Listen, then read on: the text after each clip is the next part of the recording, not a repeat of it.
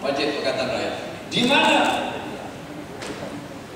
input PAS dalam budget Pakatan Rakyat?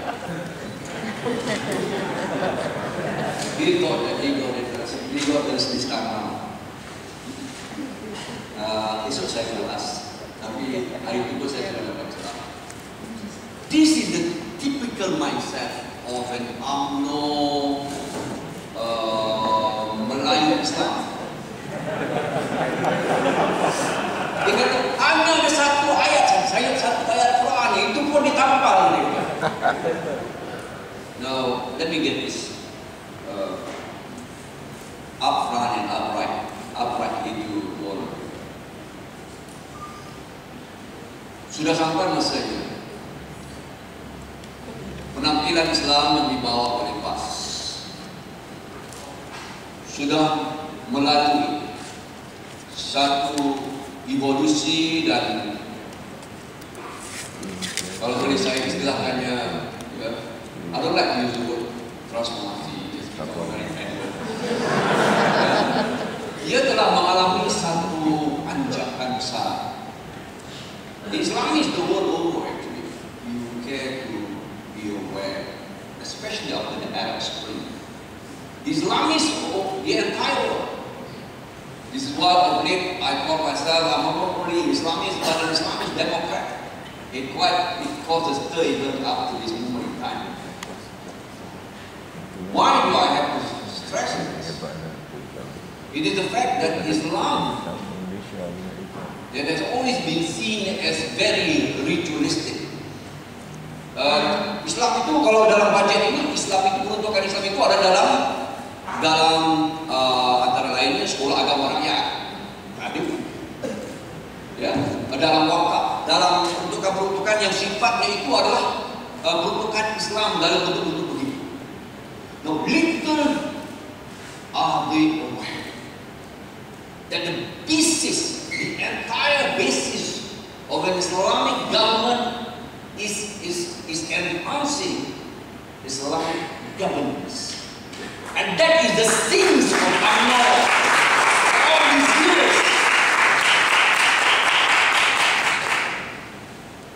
Let me just quote you a verse of the Quran with your consent.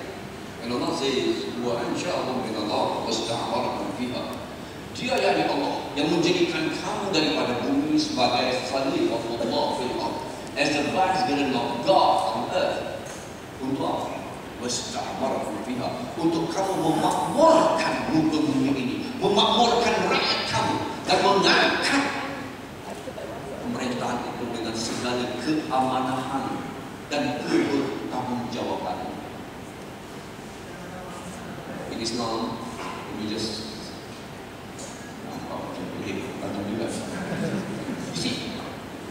dalam Al-Quran pun bercakap tentang economic cycle. It's not only, great minds of economics like Adam Smith and Keynes talking about, economic cycle of the booms and the busts that more or less then there's one cycle. Dalam Al-Quran pun, you have that very clearly. The narrations of the Prophet Yusuf a.s. Now what does that show?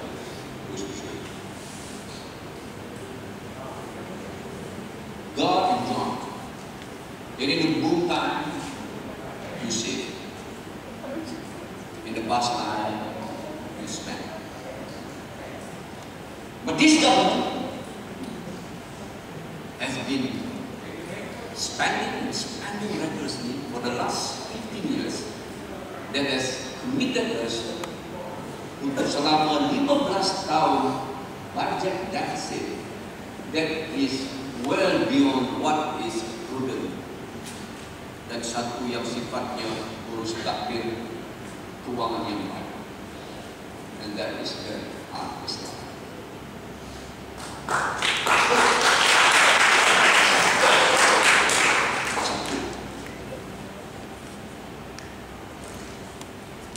Kalau kita perhatikan, if I just take a few economic snapshots of the economic scenario, this country recognizes by the World Bank as one of the storage per capita.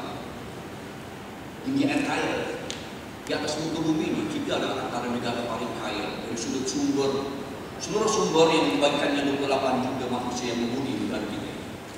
You know, we rank among the top in the world. You know, and once upon a time we were per capita income better than South Korea, Taiwan, Hong Kong, Singapore. Once upon a time. Nah, karena urus takdir yang begini, syarat dengan apa yang telah dinyatakan tentang tadi, keterisannya, segalanya. We are under debt, ya, hutang kerajaan pusat. Karena double debt that to the point of, you know very well, it's now 502 billion. Yeah, the latest statistic, and that is growing 53.7% of the GDP already. And the latest count on household debt is equally very scary. It has gone to 653 billion, almost 78% of GDP. Now, apakah kesemuanya ini? When you take economic snapshots of a country that supposedly should be well managed, kalau kita diurus takdir dengan baik, you do not see the 16 years of budget deficit, because in good time you save. Australia, let alone Australia, even Thailand, even Indonesia, Indonesia have seen balanced budget, and Thailand have even seen surplus budget in the last two cycles, economic cycle, and we. Last time was 1998 balanced budget. That was during the this time.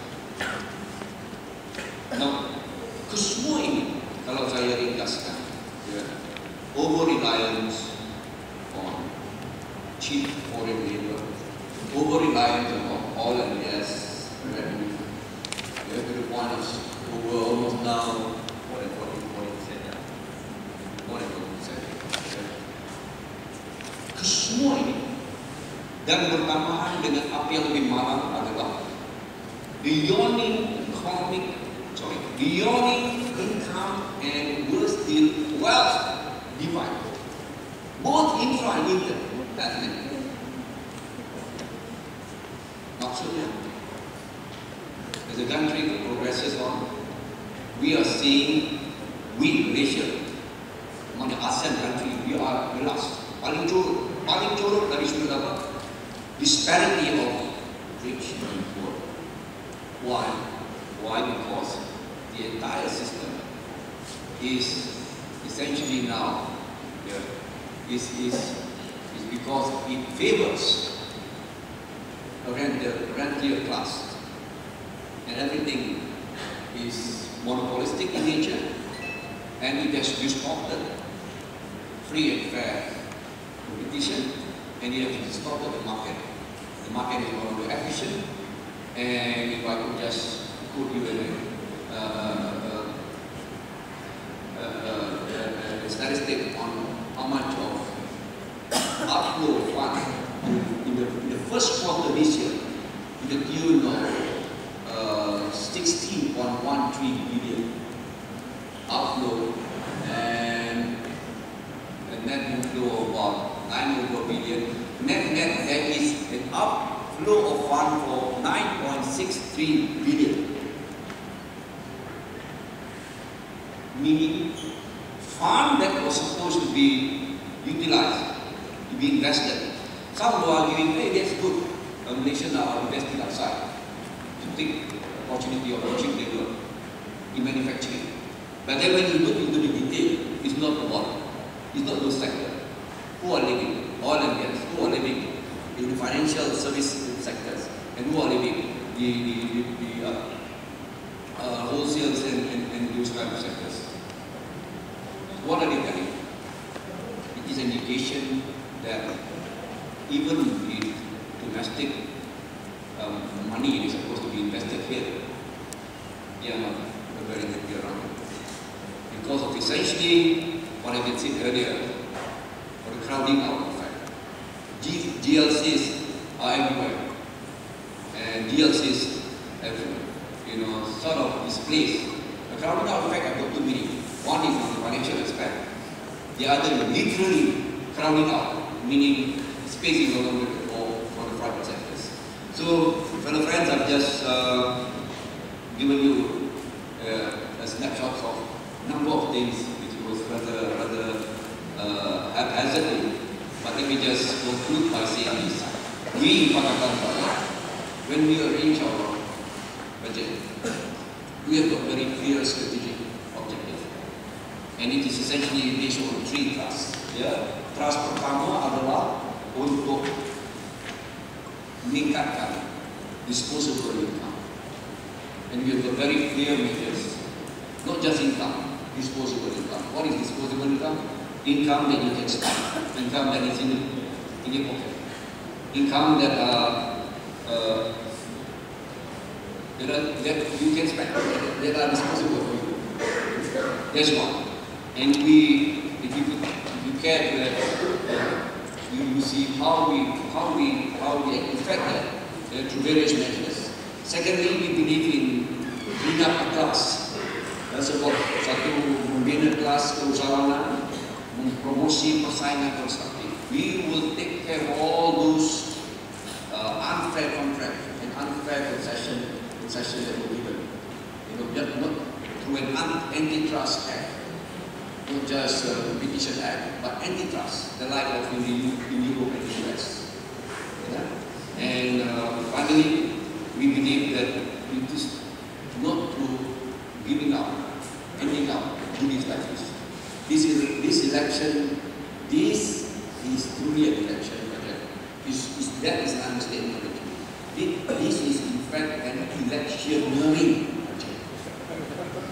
That is truly the case actually. It's just not election budget. You know, you just I would just like to take one example. And I was looking through, you know, of that 200 ringgit rebate on smartphone. And I was surprised. Saya terkejut memerhatikan terus yang di itu katakan itu adalah baik tapi kami tak perlukan. We don't need that. So I can show you. Jadi sini bernama it's not rezeki atau roket atau harga. It's really a mainstream media. And what I can come to realize is actually of the 4.2 billion what is end up to all this kumpulan sasaran yang mereka mau menangi di mereka, what little is given to them twice more are given to capitalists, cronies, and that has been stirred up by some of my. Yeah. Let me just give you an example of how it has benefited not the rakyat, but actually some police. Get back to the smartphone. You know, I've been observing, and true enough, from the last time the budget was pronounced, particularly on smartphone, you know, DG Aziata dengan Aziz, ya. Wow, you don't believe this. Market capitalization will increase everywhere. Because each of them, kalau ambil DG saja, 7.8 billion shares issued. I mean, they have got that kind of Aziata at 8.5 billion and Maxi 7.5 billion.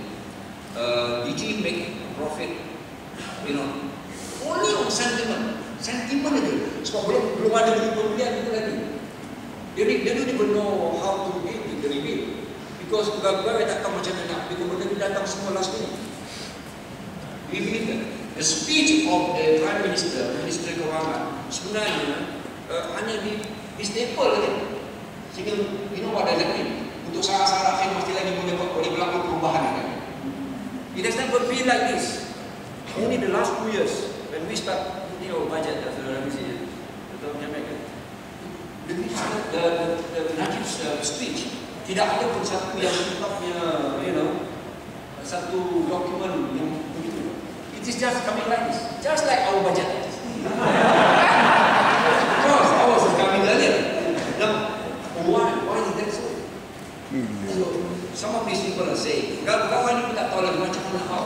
Because a smartphone must be bought not through dealers. Smartphone must be bought through telcos also. It cannot be done. Kalau ada water, pointed. So, and I've come to realize that the immediate beneficiary adalah telcos. So DG has made about 2.4 billion, Axiata has made 5.2 billion, and Maxis 1 billion. In total, they all, three of them, had the total increase in their wealth by way of their shareholders of these companies of RM 8 billion. So you know who really benefit from all these things. I think with that I can give you forward for more discussion. Terima kasih. Terima kasih, Pak Presiden.